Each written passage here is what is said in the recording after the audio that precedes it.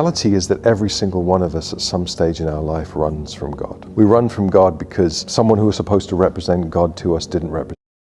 The reality is that every single one of us at some stage in our life runs from God. We run from God because someone who was supposed to represent God to us didn't represent God to us, or church was boring and dull, or we felt it was restrictive when it was supposed to be something other, or we never really experienced life in that place, or any of these things. We run away from the thing that we find to be most difficult. Maybe not now, but at some stage down the track, your life begins to unravel. When you drive away from the source of love, you begin to look for love in all the wrong places. When you drive away from the source of purpose, you ultimately have to live purposeless because purpose is behind you. You walked away from purpose. Many of us have in our mind an image of God which is deficient. We think that God is some kind of traffic cop God who's waiting around the corner with a sin camera who's going to get us and shoot us, and we're going to fall short of His glory and it's going to be dreadful for us. Or He's a stained glass window God who's sitting in church,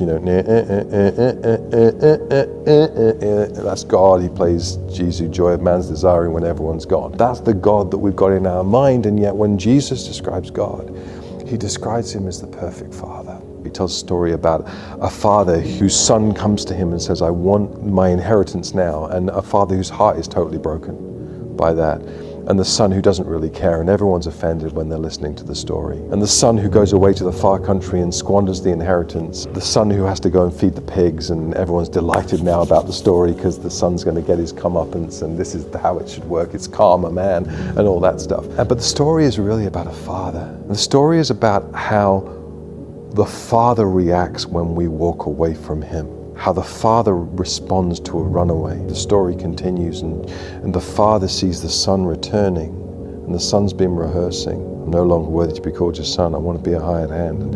And the Father runs, hitches up his skirts and runs. Why does he run? He runs because in ancient Israel, there was a ceremony that the elders of a village would enact whenever someone rejected the family or rejected the village. They would see someone coming back with repentance. They would smash a pot and they would say, you have rejected the family and shamed the family. You are no longer worthy to be called a son. And they would reject him and throw him out, never to come back to the village again. So when the father hitches up his skirts and runs, he doesn't run just because he loves the son.